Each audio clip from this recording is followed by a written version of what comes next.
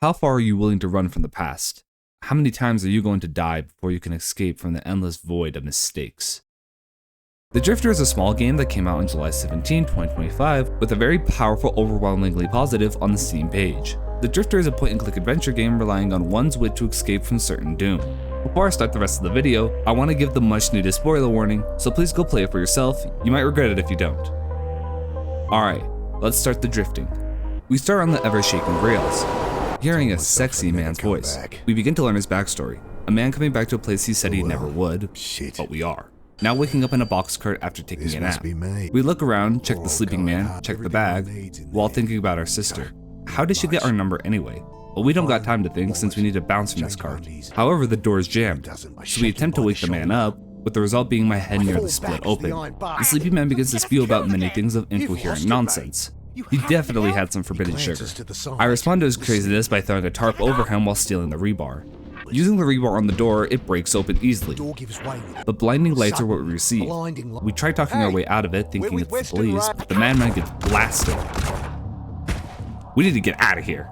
I bolt to the left and jump through an opening on the top. We're somehow able to escape and roll down the hill, alive. Despite the endless staring into the sky, we begin with the sirens leaving and the phone ringing on the ground. As we pick it up, we can hear a hyper unorganized female voice, drilling us many questions and not enough room to get the address. Before we even know it, the phone dies with no answers. All we know is that her name is Annie. Well, no use standing around. We instantly begin chatting and run into an old man named Bill, someone who used to hang around the shelter, well, until that place shut down. While chatting, we learn the reason why we're here. Our mother's dead. We're here for her funeral. We need to get off this topic. I begin looking around, first checking the car. The car seems to have a charger. It's just gonna need some gas. We next walk into the cave, seeing an over-chatting reporter trying to pry open some very shut-in homeless. We try getting the reporter's attention and leave the homeless alone. But instead she just starts interrogating us instead. We at least get her name being Angelia Grace. Yeah, I can't deal with her in the constant questioning, so we split. We do find ourselves a jerry can. Running back to the car, we fill it up. We ask the keys from Bill and he tosses them over. We start the car, and nothing. Shit. We get Bill to help us and we learn that the fuel line has a tear in it. Thanks, Bill. Once that's found out, I talk to Bill about the jerry can, and both the characters start talking about their past and how Carter had met Sarah, an old lover now gone. Ah, the misspent youth. I go back into the tunnel looking for anything to fix the car. We do find our answer with a new hose, but it's stuck on tight. We're going to need something to cut it out. And like the reporter had super hearing, she just pulls out an oversized hunting knife. Damn kid, you trying to kill someone? Become the new serial killer around these parts? We tend to ask for it, but the reporter ain't easy to bargain with. She wants us to answer her ridiculous questions. So with nothing on us, we comply. She gives us a task list for us to dig up information. Two key pieces: the disappearances of the homeless and the homeless acting crazy. So with that, the only person I can reasonably talk to is the first person I ask. We first talk about the new mental illness that's been going around. From what Bill states, this seems to be a new kind of madness, totally fine one day, crazy the next. Due to it, the homeless shelter had to be shut down. The madness could also be connected to the disappearances that have been supposedly going on. Yet Bill states something named the Malinji, something that only comes out at night with burning eyes, taking people away. Or so what the people say anyway. There's also been a killer going around named the Bucket Butcher. I reach the reporter again and give her the info. She's quite excited by it and we receive the knife. While she dashes off to go find more info, I then cut the hose out and walk out. Yet, Bill's gone. Before long I hear a scream go off. I run off to find her and see two figures hauling her off, wearing some high-grade military gear with night vision headsets on them. Yet before I can really process the situation properly, I get snuck up from behind and knocked out. Suddenly, icy cold water shocks us awake, hands bound and falling further below the water. Before long, our panic gets to us, and the icy cold water cuts our life short, until death takes us in full. But then we see a flashing white light, our brain feeling all kinds of pain, exploration, and unexplainable understanding of the mind. We wake up back into the icy waters again. This time we're able to cut the restraints with the hunter knife, pulling the bag off our head. We see the bodies around us, the same feet that we're in right now.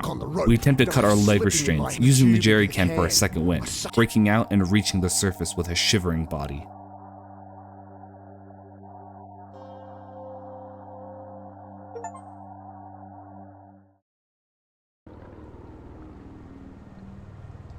We begin to walk around needing any warmth we can find before we end up on the ground. looking into the cave first for any solution. We're able to find a pretty broken up piece of a wall and pry it open, getting us some booze to numb the cold. We then hear a voice calling out to us. It must be from the cold and the booze. I pick up some fuel, now checking the tunnel for any fire starter. We're able to find a lighter from within it. Maybe there's some more in it, but we need to warm up first. With a warmed up soul, we check it again. Finding an old boot, we pull it out. We throw him off and grieve for a second. We search his body for anything. We find Angela Garcia's office card and a cassette tape. Before we can do anything else. What have we here? Got it. Stop there. You led us on quite the chase. We hear a voice calling out to us, telling us to run through the small tunnel. With some quick thinking, we dash behind the barrel. With borrowed time on us and the items we currently have, we craft up a Molotov cocktail and create us a barrier. We then dash through the narrow tunnel, escaping death and the bullets whizzing by. We need to get the hell out of here, and we're going to need money. We resurface on the streets, right next to the building where the reporter works. With nowhere else to go, we walk in. Yet the front desk lady doesn't seem to really care about our existence and or anything really, besides me theory chatting to my inner thoughts. We leave, receiving the message. We see an old man walking by, acting suspicious and giving to the homeless. I also then check the Frontline newspaper, and Jesus Christ, what the hell is this?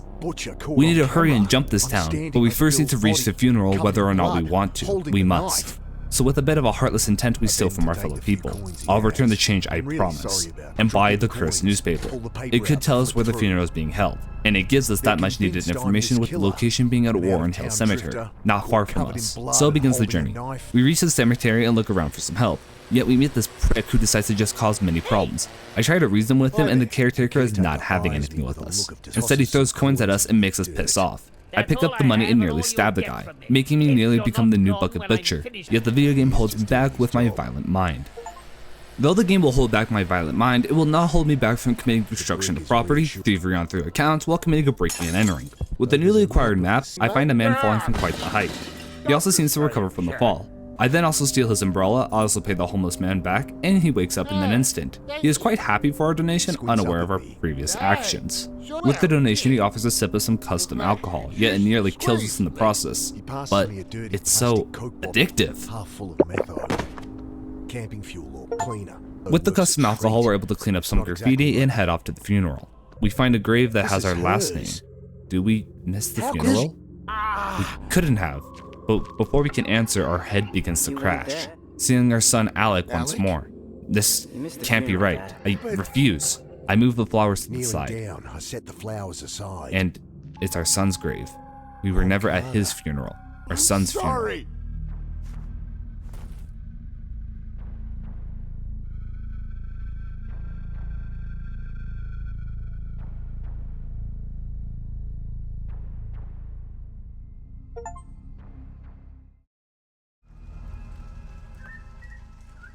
We're then woken up by a woman. It's Sarah. A slight dispute goes on and we head off to the burial. No escape for us. We must go. At the burial, our sister Annie begins to chat to us, first asking if we're going to stay. Yet from what's going on, I doubt I will. We attempt to talk to her about it, yet she doesn't believe in us. So we show her the papers while explaining to her everything I've been through. Ah, sorry. I take the urn and see the Yellow Jacket Man again, threatening us to be quiet, pointing our eyes to his gun. I walk back to my spot and try to think of some way out of here. My only hope right now is to make a dash for the shovel, so I hand the urn over to our sister and take one mighty breath. Here goes nothing. Hey! Shit! Now drop it! Oi! Have some respect! Chaos erupts. After her amazing help, she yells at us to make a run for it. So we do, being barely able to dodge it. We meet up with Annie again, and I hand her the cassette tape and attempt to get out of here. Annie also gives us some money to escape. However, not before long we hear radios going off. It must be the people hunting us down. We give a quick goodbye and attempt to escape. But my escape routes are shut down from the shadow figures with 3 green glowing eyes. Our son shows up again once more. He gives us the information of a new escape route, so we follow suit. Now falling into some crypt. After getting back up, we find a locked door and begin trying to dig our way out of here. Yet a freakish creature appears coming from the hole above. お前はもう死んでいる。何?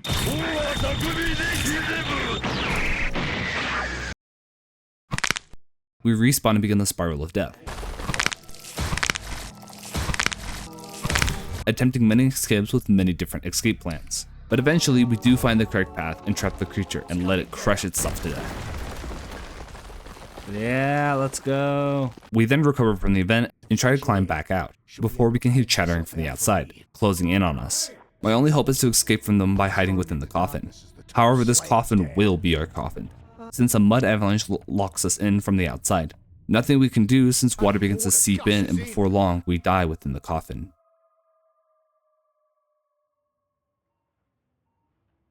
Death hasn't seemed to claim us just yet. We see a familiar face once more, and before we can ask anything, he leaves us. But not for long, since the Yellow Jacket Man arrives once more. With our lovely debate, Well, fuck you. we then learn that the Yellow Jacket Man is a detective, all to find the missing reporter. So discussion ensues with many points brought up before both cops leave, and the nurse just tries to kill us right here, right now. We're somehow able to reach the call button, and Jacket Cop shows up again, intervening to save my life for a second time, and I think that deserves a name. The detective savior's name is Hara. So thank you, Hara, you have... Before long, things escalate and now we have a gun against our skull. But we cast Counterspell! We wake up Hara while Sarah barges through and gets to us. Us three have a discussion with each other, with us all agreeing that something worse is going on. Hara decides to go on his own for now, trying to figure out who he can trust. While we go with Sarah, Hara hands us his phone number, and we leave.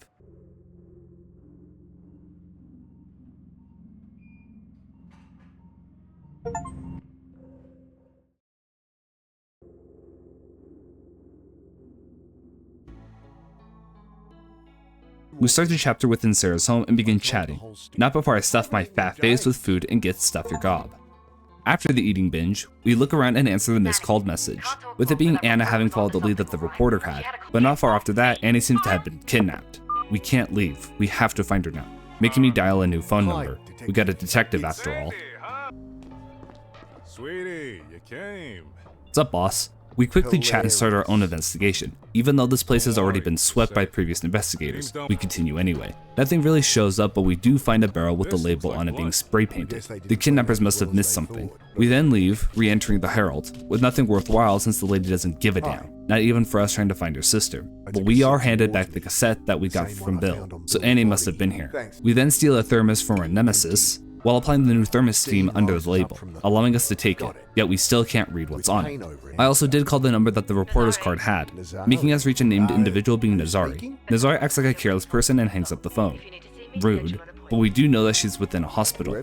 However, when we get there, we're treated like a pet. However, we did get some information out of her, showing her the label through the x-ray screen with the name being Trinity Biotech on it, which does catch her attention. We finally begin to chat and we're handed a ballpoint pen, but we have one key piece of information: quantum cognition, the study of the brain and how it first started in the 60s before it falls off. That's all she tells us.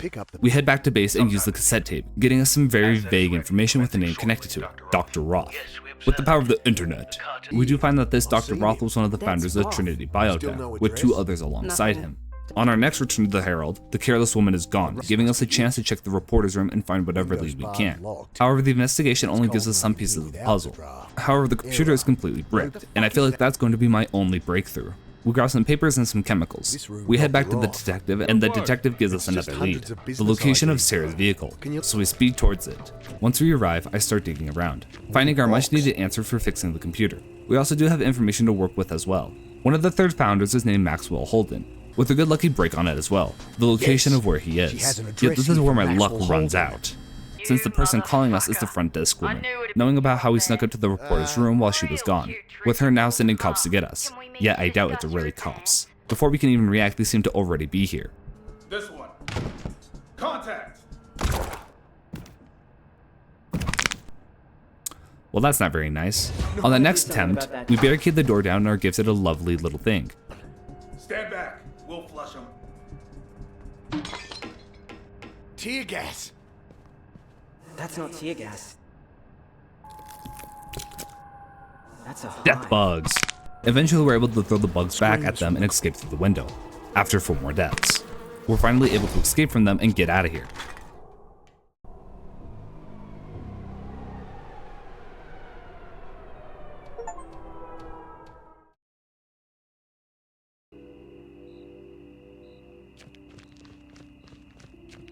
We're back to our sister's car since it's near the address that was on the computer. But we first break into the trunk, grabbing a car jack as a reward. We then hear a scream nearby. Following it, we find the source of it. Seeing the Bucket Butcher? We need to save the victim. So with a righteous break-in, we get in and look around, finding ourselves only a freakish creature. Before the Bucket Butcher, aka Maxwell Holden, shows up and beats us up in the dark. Now go to the forums and cry like the little bitch you are! Now waking up in what feels like a saw trap room, with some ring of steel burrowed into my skull, while also my ankles are connected to the radiator via handcuffs. I try to call out for help, but we're only met with the Bucket Butcher again. And instead of the normal friendly chat we normally have, we're hoisted up in the air by a hook connected to our skull, being thrown questions needing me to answer before I lose my life. Despite me answering the questions correctly and with complete accuracy, we get killed. Twice. And no, I'm not counting these deaths. Even with these deaths, we do gain information about the ability we have. We're able to time travel into the past every time we die, with it being called Phase Flip. The kidnapper believes that we're some kind of spy and wants the location of Dr. Roth, which we have nothing to go with, so he leaves. I then begin chatting with our neighbor through the vents, though we can't really do much together to escape. I can use the pipe however for an emergency signal when needed. With that, I begin trying to find my escape, attempting to communicate with Maxwell, even almost knocking his hat off. Instead, he takes off his own hat and throws me back. Christ. Well, What the? Oh! prettiest noggin I'll admit. But at least we got I'll noggin. admit. I also talk with the neighbor again. He hands us a wire cutter through the vent, but we can't grab it just yet. We also get an idea what Dr. Roth's space is, with the general area being within the Great Wanera Desert. With this information, we get Maxwell back in here and give him the location. He gives us some very unethical food, while not being able to open the vent and cut the wire below us, allowing me to hook the chain with the wire onto the radiator. Maxwell tries to prepare us for surgery, and we just love being a prick and get him knocked out. After some quick deaths, we're able to escape the room, die 2 more times, help our neighbor break out, while the neighbor saves us from being killed and decides to kill both of us. Damn Roth lackey. Next time, I get the drop on him this time around. After that, Maxwell is quite happy with us and finally believes that we're not on Roth's team. Finally, thank you. Before long, an alarm goes off and Hara shows up. My guy. We all decide to team up and find the hidden laboratory. To the main base. Friend of yours, Mick. Well,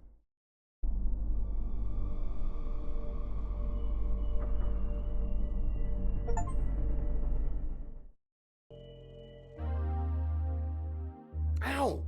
At the recon point, we all begin talking about how we're going to find the laboratory. With enough information, we're able to pin it down, with it being connected to the train that we first started on. So let's get back on this train. Should have heard him whinging at my... Next thing, Hara's shaking me awake. Carter, we're here. Okay, boss? After getting off the train with the concussion in tow, we begin the spy movie. We first override the cameras, then with us breaking down the door. We next begin using the metal detector to find our entrance, and eventually we... Rip Maxwell. After that, we sneak through the vents, finally catching up to Dr. Roth. We'll get you, you son of a bitch. We next find both the reporter and Annie. We call out to her and she gets us out of the vents. We finally begin to reunite with her, but not for long since we hear some noise and begin the counterattack. You're going to help us, Annie. Right, Annie? We wake up once more, with Dr. Roth in the room. Even though I really want to kill him, Roth slowly de-escalates the situation, handing us something that would prove that he's not the enemy but actually an ally. We put the gift we were given into the computer. The disc shows us agreeing with Roth to the Phase Flip program. Annie states that this happened after we got knocked out at the docks, with us somehow agreeing to the positive side of the research. Yet this can't be right. It can't be. Rescued? That's what you call it?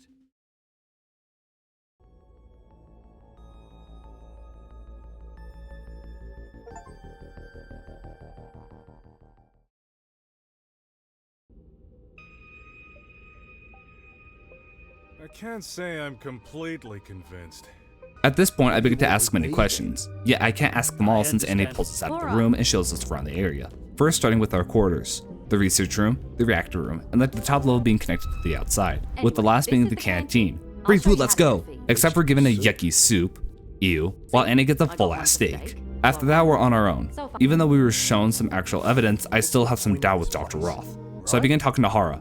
Hara also agrees that something is off, but we still can't do anything. We have nothing. We need to find the dirt that hides here, the motive that Dr. Roth is hiding. Hara gives us what we need to find, so let's start digging. First trading our salad for a steak knife, find some secret room that we can't access yet with the passcode. I next check the reactor, meeting quite the arrogant doctor named Klein.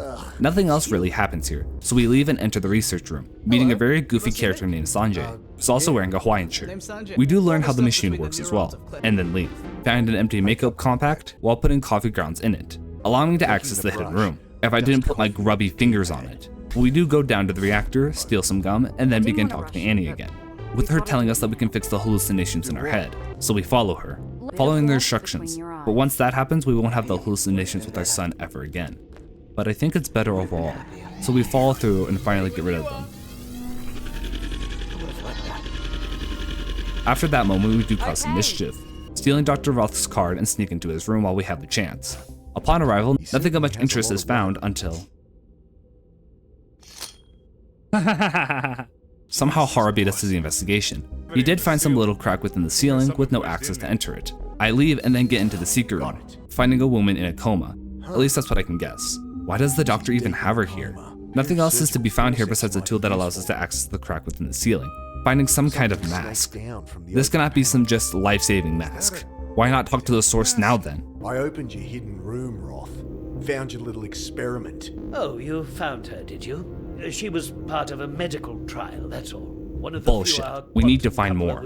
I talked to the chill man once more and he's able to give some true evidence. The masks aren't made for safety. They're made with a neural interface in mind, meaning someone could phase flip with this. If only they had a way to kill everyone, that is. On a random whim, I somehow stumble on two things. One being that my rad scanner is broken, which I fixed shortly after, now leading me to check the reactor floor again. And Jesus, the rad levels are over 9,000. Sorry, I mean unhealthy levels below 9,000. I report to the Sundari doctor and he actually listens to me, so he begins investigating what's going on. The second random whim of it was me finding a photo. I've seen this photo before, haven't I? And it clicks. The woman on the left of the photo is the woman in the coma, no doubt about it. And from the others I've been talking to, we also learned that this is Dr. Roth's wife. Now what will he say? You lied to me, Roth. That woman, she's your wife. Ah. I thought you might figure it out. That's it? You're keeping your wife captive here. She is my wife, yes. But you misunderstand. Early on in our research with the phase flip. Let me guess. There was an accident. She's been in a coma ever since. Time to push. Know what I think? I think you put her in that coma. Ha! Nonsense! So you'd have her handy for whatever sick experiments you could think of. Enough! You must have really hated her. I loved her! I need her close. That's all. Well, you have this fabulous machine. Why can't you fix her up? You think I haven't tried that? I've spent lifetimes researching, trying to undo the damage. I'd do anything to go back, prevent what happened. What's stopping you? Do you know how much neural capacity it would take to phase flip that far? And don't you judge me for wanting to. You have your own skeletons, Carter. You'd change things if you could. So that's your goal? The reason you brought me here? Why I agreed What to... an idiotic notion! He seems to collect himself. That calm facade had slipped, but now it's back. I apologize for deceiving you. I just didn't want you to be distracted. What we're building here is not about myself or my wife. It is a gift for everyone. Bullshit. Bullshit. He's absolutely We need to get back to Hara. I make it back to him and give him the rundown. We both agree we finally have enough to catch the red hands he's been hiding, but I guess now's not the time since the area begins to blow up, and we rush to figure out what's going on.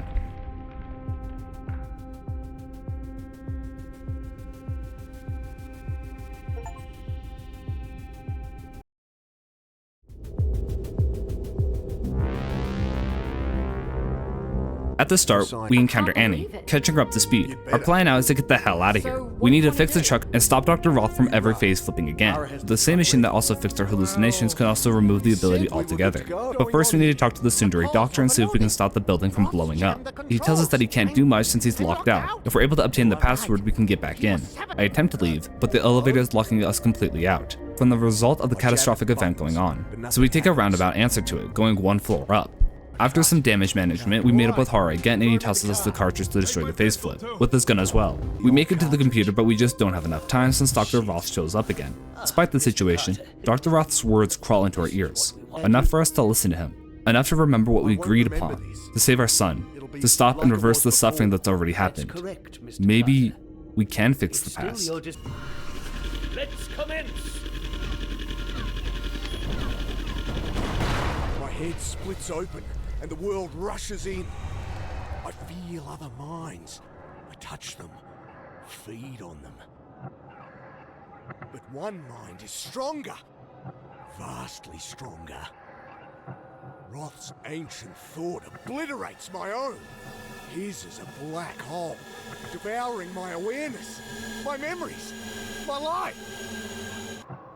Let me out! We're here now. The moment that decided the future. Our son's final moments. The incurable disease that will kill him. We can't do much even if we want to. We leave.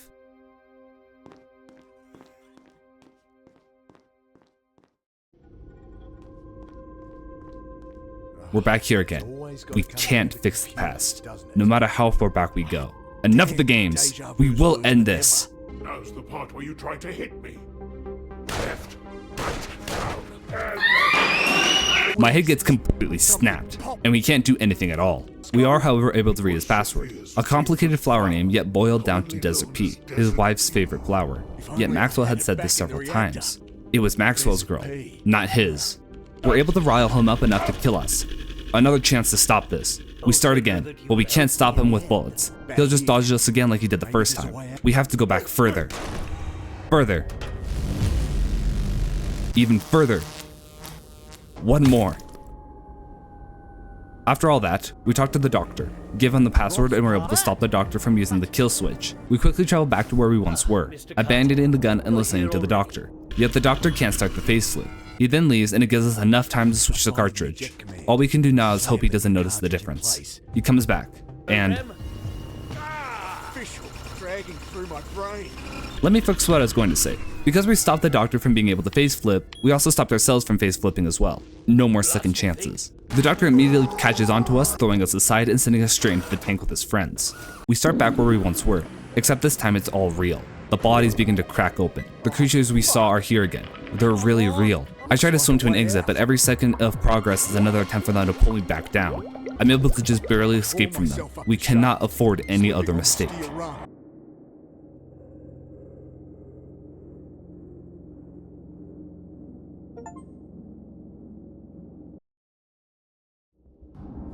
I start the chapter, away from the boiling pot of water and into the fire itself, immediately finding another one of those creatures, and being barely able to escape her for a second time. Meeting up again with my main man Hara, and we begin planning. Well, Jesus, what is that?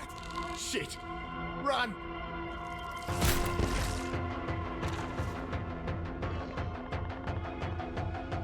Hara! Help! Right. I gasp. With Hara saving us for a third time, we need to send it back down. I scratch around hastily, making myself a one-shot taser. Using it against the creature seems to work, but the weapon breaks on the first use. Even with the weapon, the creature is still strong enough to keep breaking through. We need to pin the door down permanently. I talk to him for a plan, with me also talking to the others. I help fix the doctor's wounds. We pin down the hatch with the power of magnetic bullcrap, then talking about the fuel we'll need that's on the reactor floor. Sanjay is able to override the lockdown and we both head down. Knowing nothing bad will totally happen to us, and we'll come back unscathed and ditch this place. Oh shit! Sanjay! Behind you! It happens quickly. The Malinji's spike claw rips into Sanjay's guts, and I lower my head and charge the thing. Caught off guard, it stumbles into the lift. Sanjay rises to one knee, looks at the blood pooling in his hands, then up at the monster, and lunges for the door controls. Quick thinking there, Sanj. With his death, we have to move forward. We leave. Heading back up the floor, we're then cornered by two of the creatures, almost being squished like a trash compactor. But we have enough luck on our side to barely escape them and access the secret room again. Except this time, the woman is writhing around. I remove the mask connected to her, but this only results in a flatline. I dart around the room, grabbing the defibrillator and using it on her. By some miracle, it works. She's alive, but doesn't say a single word to us. That doesn't matter, we're going to save her. I hand her my knife to defend herself and we leave the room trying to find our escape. I quickly fix the pulse cannon using the defibrillator battery. I then look around and I'm able to build myself a flamethrower. Hope this works. Leave him alone, you bastard! This is for you, Sanjay.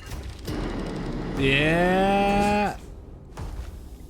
We finally meet up with everyone and are able to escape this. We begin ascending the elevator, finally able to escape this. Escape from... What's that?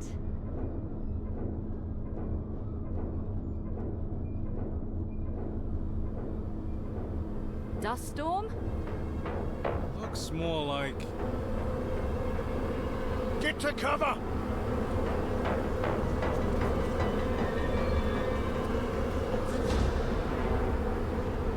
What is that thing?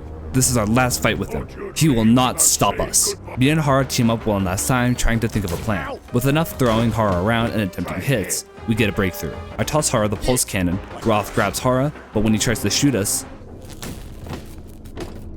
he goes down. Finally, the end of this. Or so I thought, until the woman just decides to steal the kill credit, deciding to sacrifice herself and take Roth with her. After that, we finally reach the surface. Will we be safe? Now what? How are we going to escape death from the radiation? It's not like we're going to be saved from some helicopter. You gotta be kidding me! Right before we leave, we hear Roth at the last second, being completely blind trying to call out for us. But he pulls out the trap card and tries to kill us, yet he misses, and Hara gets the kill cred. Can't believe he missed. How is that even possible? Right. Merc. Sarah? Sarah!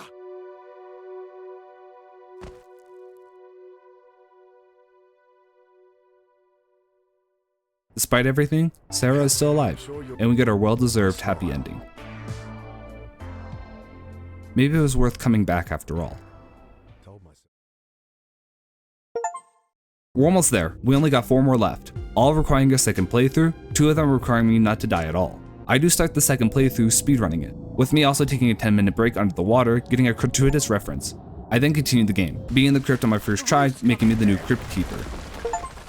I also steal the thermos again, offering tea to every individual possible, even the monstrous creatures. But eventually we get Fancy a Kappa. I then speed the game up, dying only when it's required, beat the final boss one last time, one last heartwarming moment, and finally obtain cat-like reflexes. This game was truly a blast, so I give this game a 9 out of 10 hallucinations in the fun factor, and a 2 out of 10 backhead shots in difficulty. This game is just everything players would love. The characters, the dialogue, the solving, and just the art style itself. But especially the voice acting. That was what really made me love this game. Number 1, going to the main protagonist Carter. I really love playing this game. The more I played it, the more I wanted to play and figure everything out. I have nothing to really complain about besides my idiocracy and needing to look up a total of 3 times. But outside of that, all the complaints I can come up with are just my complaints personally. I could recommend this game with 100% confidence. Definitely an indie game worth the time. And with that, stay chill and watch some anime.